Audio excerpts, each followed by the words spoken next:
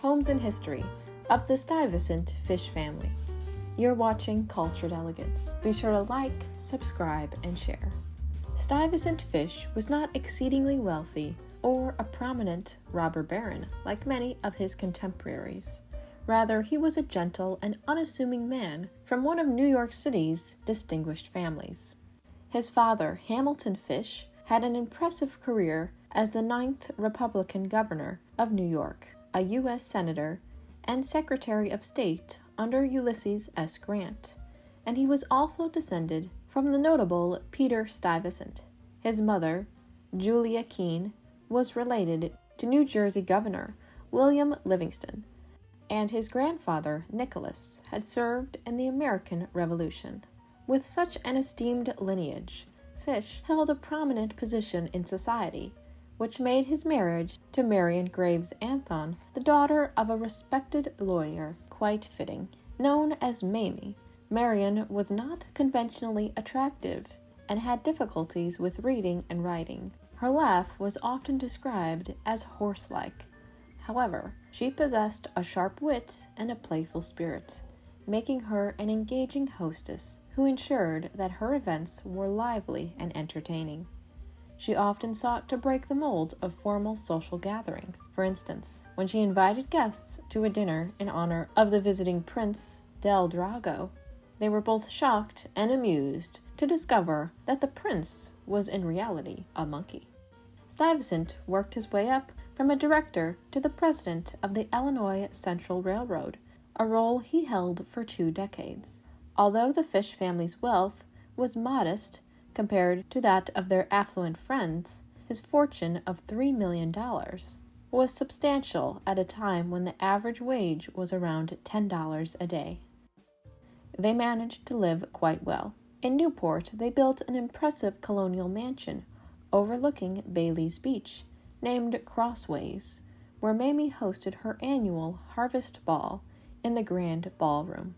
When Mamie decided she wanted a cottage in Newport, her vision was not of a French chateau or a grand Renaissance palace, but rather a distinctively American colonial estate. This choice was unexpected, as many cottages of the time were inspired by European castles and mansions. However, Mamie relished the idea of doing something unique, so she instructed her husband, Stuyvesant, to build them a Newport home. In the spring of 1896, Stuyvesant began discussions to acquire a sizable elevated plot, with views of both Bailey's Beach and Gooseberry Beach. Thanks to his astute negotiating skills, he managed to secure the land for just $11,000. However, the rocky terrain made it unsuitable for building, prompting Fish to seek additional land. Unfortunately, the owner of the adjacent property demanded an exorbitant price, leading to 3 more years of negotiations before the land was finally acquired. Mamie enlisted the help of Newport architect Dudley Newton to design a large colonial mansion on a budget of $100,000. Despite the financial constraints, Newton successfully brought Mamie's vision to life, and the Fish family soon moved in. The original layout of Crossways featured a grand hall at its center, with the drawing room as the largest space and smaller alcoves flanking the vestibule. The interior of Crossways was thoughtfully designed for comfort, with space for entertaining guests. The Newport-based decorating firm of Vernon crafted an inviting atmosphere that balanced warmth with the ability to host large social gatherings, allowing the drawing room to serve as a ballroom. The large entrance hall was also utilized as a banquet hall for significant social dinners, and the dining room was capable of seating up to 75 guests for special occasions. Meanwhile, Mr. Fish often retreated to the library to conduct business away from the bustling social activities. By 1913, as Mamie's social ambitions expanded, she felt that Crossways was too small for her growing stature in society. To address this, she called in architect Joseph G. Williams to add a ballroom and a servants' wing at the back of the house. Additional bedrooms for servants and guests were also constructed upstairs. With this new ballroom, Mamie was able to host her renowned annual Harvest Ball, which held significance similar to Mrs. Astor's prestigious events that marked the beginning and end of the social season in New York City. The Harvest Ball became the crowning event that concluded the Newport social season. Once the home was complete, Mamie eagerly embraced her Newport residence and hosted several extravagant parties during the season. Each year, her eccentricities seemed to grow, drawing attention from gossip magazines. At one event, she greeted guests with the cheeky remark, "Well, here you all are, older faces and younger clothes." On another occasion, she bluntly critiqued a fellow socialite by stating that Mrs. Roosevelt dresses on $300 a year and looks like it too. Mamie's lack of restraint often landed her in troublesome situations. On one memorable day, she took her new automobile for a drive, accidentally running over a man crossing the street, not once, but 3 times, before driving away without checking on him. It was only a matter of time before Mamie's outspoken nature got her into hot water, and it eventually did when she clashed with railroad magnate E.H. Harriman, having been good friends with Stuyvesant Fish for years. Harriman sought their assistance into gaining acceptance into high society for himself and his wife. It would have been a simple matter for Mamie to help them, yet she chose to snub them instead. At a dinner party, she audaciously told Mary Harriman that her husband had only married her for her looks. Hurt by Mamie's comments, Mary returned home in tears and confided in her husband. In retaliation for Mamie's rudeness, Edward successfully campaigned to remove Stuyvesant Fish from his long-held position as president of the Illinois Central Railroad, marking a significant fallout from Mamie's indiscreet behavior. The Fish family also maintained a grand estate on the Hudson River, known as Glen Cliffe, which served as a venue for Mamie's lavish weekend house parties with friends. However, for Stuyvesant, Glen Cliffe functioned more as a retreat from his wife's vibrant social life. In 1861, Governor Hamilton Fish acquired a substantial plot of land in Garrison, New York, where he constructed the impressive estate for a total of $30,000. Named Glen Cliffe, the residence was quite expansive for its time, featuring 5 bedrooms, 6 bathrooms, 3 servants' rooms, a library, drawing room, dining room, billiard room, den, morning room, and boudoir. The estate was complemented by a large greenhouse, stables, sprawling gardens, a gatehouse, and offered breathtaking views of the Hudson River. After leaving the cabinet of President Ulysses S. Grant, Fish resided at Glen Cliffe until his death in 1893. Following his passing, the estate was inherited by his son, Stuyvesant Fish, and his wife, Mamie. Feeling that the home was too modest for her tastes, despite its nearly 16,000 square feet, Mamie commissioned a significant expansion to the left of the house, effectively doubling its size to approximately 32,000 square feet. This new addition encompassed a modern kitchen, service pantry, additional servants' rooms, an expanded dining room, sunroom, and morning room. Furthermore, Mamie enhanced the back of the house to create a larger drawing room and stair hall. The original kitchen and servants' quarters were transformed into an opulent ballroom, complete with decorative oak paneling. Nearly every room was remodeled except for the library, and the den was relocated upstairs. The expanded estate now boasted 15 bedrooms, 13 bathrooms, and 15 servants' rooms, along with the stables that could accommodate up to 25 carriages. The Fish family typically occupied Glen Cliffe during the autumn and spring seasons, when society would either be abroad or retreating to the countryside. It was during this time that Mamie hosted her renowned weekend house parties, typically inviting around 20 guests to stay at the estate.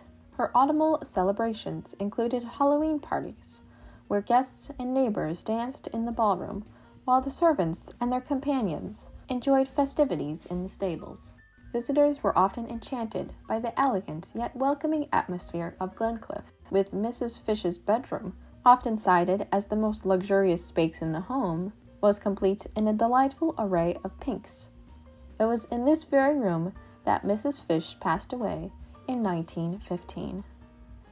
Stuyvesant continued to reside at Glen Cliffe, along with their other homes until his death in 1923, and later the estate was acquired by the Garrison Institute, which undertook extensive alterations, rendering the original structure nearly unrecognizable, except for the small entrance and window that remained from its initial design.